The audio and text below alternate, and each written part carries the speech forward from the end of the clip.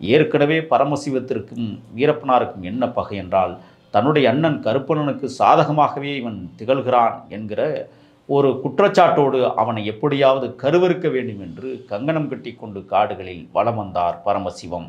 இரண்டாவதாக நாகப்பா அவர்கள் கொடுத்த துப்பாக்கியின் மூலமாக எப்படியாவது தீர்த்துவிட வேண்டும் என்றும் முடிவு கட்டுகிறார்.